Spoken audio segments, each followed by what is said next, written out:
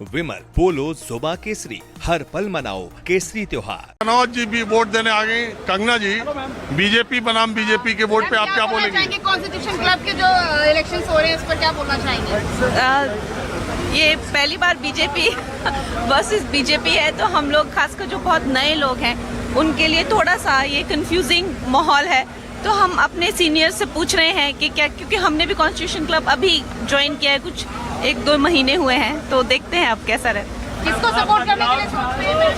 हमारे साथ आप देखिए किसी परिचय के मोहताज नहीं है, और कॉन्स्टिट्यूशन क्लब में भी खेल सचिव आप निर्विरोध हो गए, और यहाँ सब लोग कह रहे हैं बीजेपी बनाम बीजेपी की लड़ाई हो रही है। देखो, कॉन्स्टिट्यूशन क्लब एक ऐसी चीज है कि जिसमें सब दलों के लोग हैं, सांसद है, पूर्व सांसद है। यहाँ पे पार्टी आधार पे कुछ नहीं होता, सब साथ लड़ते हैं, सब साथ मिलके बैठते हैं, खाते पीते हैं और तमाम चीज़ों पर बहस करते हैं। इसलिए यहाँ वो राजनीति, दलगत राजनीति नहीं है। तो आप खेल सचिव निर्विरोधी हो गए, लोग कह रहे हैं कि 2 बीजेपी वाले आपस में लड़ गए, लेकिन राजीव जी तो निर्विरोध हो। कुछ नहीं है, 3 सचिवों का पद होता है, एडमिनिस्ट्रेशन, स्पोर्ट्स और कल्चर। 2 निर्विरोध हो गए, 1 पे चुनाव हो रहा। ठीक है सर। आपने इस तरह का चुनाव पहले कभी नहीं देखा होगा। इतने सांसद खुलेआम तौर पर उनके सचिव पद के प्रत्याशी घुसने से पहले ही सबको कैंपेनिंग कर रहे हैं, अपना प्रचार कर रहे हैं, और हर पार्टी के सांसद यहाँ पर वोट देने आए। कुल 1200 सांसद है, और ये कॉन्स्टिट्यूशन क्लब सत्ता के हिसाब से अगर आप देखें, ताकतवर लोगों के हिसाब से, तो शायद देश के सबसे ताकतवर क्लब है। यहाँ पर पिछले 25 सालों में काम धाम जो हुआ है, क्लब है, यहाँ पर बहुत सारी चीज़ें वो बाद में दिखा दूंगा, जिम है, रेस्टोरेंट है, रुकने की जगह है, क्लब है। और हमारे साथ उज्जवल रमण सिंह, जो 1984 के बाद 2024 में हाथ के पंजे पर लोकसभा का चुनाव जीते, साइकिल से उतर के पंजे का हाथ पकड़े और एक रिकॉर्ड बनाया 40 सालों के बाद। तो उज्जवल भाई, आइए बताइए कि 2 बीजेपी वालों में ये विपक्ष वाले वहाँ तो झगड़ा कर रहे हैं, जनता देख रही है कि SIR पे लड़ रहे हैं या बीजेपी को ही वोट देने आए विपक्ष के लोग। देखिए, ये अपना आपस में सांसदों के बीच का एक चुनाव है, और निश्चित तौर से जो क्लब के बेहतरी के लिए, जो सबके विकास के लिए करेगा, उसके लिए सब लोग मिलजुल कर, ये मिला जुला चुनाव है। ये आपसी सौहार्द का, आपसी सहमति का, यहाँ न कोई हारेगा न कोई जीतेगा जो है। यहाँ सभी सांसद लोग मिलजुल करके जो है, ये दलगत भावना से ऊपर का चुनाव है।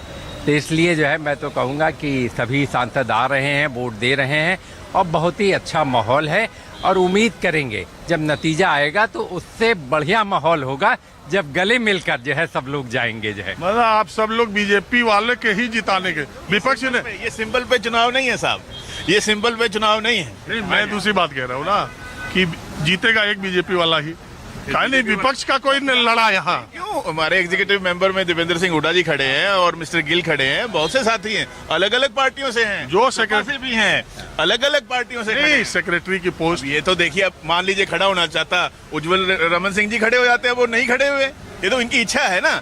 ये दलगत राजनीति का विषय नहीं है। कॉन्स्टिट्यूशन क्लब MPs भी हैं, एक्स MPs भी यहाँ पे सदस्य हैं। कुछ लोग ऐसे हैं जिसमें बाप और बेटे दोनों इस क्लब के मेंबर हैं। उन चुनिंदा लोगों में आप भी हैं, जिसमें कुंवर रेवती रमन सिंह जी इसके मेंबर हैं, और आप भी मेंबर हैं। वो भी आए चुनाव में वोट डालने के लिए या नहीं, उन्होंने नहीं डाला जो है। उन्होंने जो है आशीर्वाद जिसको देना था दे दिया जो है, लेकिन उन्होंने कहा कि वो कभी आज तक क्लब में जो है उन्होंने किसी के लिए भी वोट न दिया है। लेकिन 25 सालों में तो चुनाव ही नहीं हुआ। हाँ, तो इसी के लिए जो है हर बार निर्विरोध होता रहा। ये पहला मौका है, लेकिन हमारा सिर्फ एक ही कहना है, ये आपसी सौहार्द हम लोगों का बना रहेगा जो है, यही इस क्लब की खूबी है। बीजेपी के राज्यसभा सांसद जफर इस्लाम, जाना माना चेहरा, टीवी पे डिबेट में आप इनको भारतीय जनता पार्टी का पक्ष रखते हुए अक्सर देखते ही होंगे। जफर भाई, मैं तो सिर्फ इस चुनाव को इसलिए कवर यहाँ करने आया कि मैंने इतने चुनाव कवर किए, लेकिन भारतीय जनता पार्टी बनाम भारतीय जनता पार्टी ये पहला चुनाव मैं कवर कर रहा हूँ, हालांकि सांसदों का, लेकिन इंटरेस्टिंग तो है। और बीजेपी के सांसदों के लिए, पूर्व सांसदों के लिए कितनी धर्म संकट वाली बात है, दोनों आपके प्रिय नेता हैं। अरे इसी को तो कहते हैं डेमोक्रेटिक प्रोसेस। तो डेमोक्रेसी में का सबसे बड़ा जो जो जो जो देखने वाली चीज़ है वो यही है कि सबको इक्वल अपॉर्चुनिटी है, सबको खड़े होने की आज़ादी है। तो यहाँ अगर पार्टी के लोग भी हैं तो अपना अपना मत इस्तेमाल करेंगे लोग, जिनकी जो इच्छा जैसे हो। मान लीजिए कोई एक कैंडिडेट अपोजिशन का होता तो आपके लिए बड़ी आसानी हो जाती। देखिए इस केस में जो है ना, पार्टी ने कोई ऐसा नहीं कहा कि किसी को दो, नहीं किसी को दो, तो अपनी इच्छा जो इसके बारे में जिसके साथ जो होगी, जो काम किसी ने किया है या नहीं किया है, वो ये कोई जरूरी नहीं कि यहाँ पर काम किया हो, कहीं भी काम किया हो, उसको काम को देखते हुए दिया जा सकता है वोट। चलिए, आपने बात की, इसका बहुत शुक्रिया। राकेश सिंह जी जबलपुर के कई बार सांसद रहे, इस समय मध्य प्रदेश में कैबिनेट मिनिस्टर है। राकेश जी भोपाल से वोट देने आ बाकी गए। विषयों पर बोलेंगे, मैं दिल्ली आता ही रहता हूँ, पता है ना आपको। तो ये हमारा सिर्फ एक सवाल है बस, कि बीजेपी बनाम बीजेपी को वोट देने में आपको कितना धर्म संकट था? देखिए, बीजेपी वाले बोलने से बच भी रहे। गजब चुनाव है ना, आगे माहौल देखिए। संतोष भारती जी, पूर्व सांसद। सर, आप जो है, मुझे पहले आप ये बताइए कि 25 साल में पहली बार कॉन्स्टिट्यूशन क्लब का ये चुनाव हो रहा है और ये बीजेपी। आप यहाँ कितनी देर हैं? मैं हूँ अभी। मैं भी आ रहा हूँ अनेक्सी से, नहीं गाड़ी निकल जाएगी। अच्छा, ठीक है। झारखंड मुक्ति मोर्चा के संस्थापक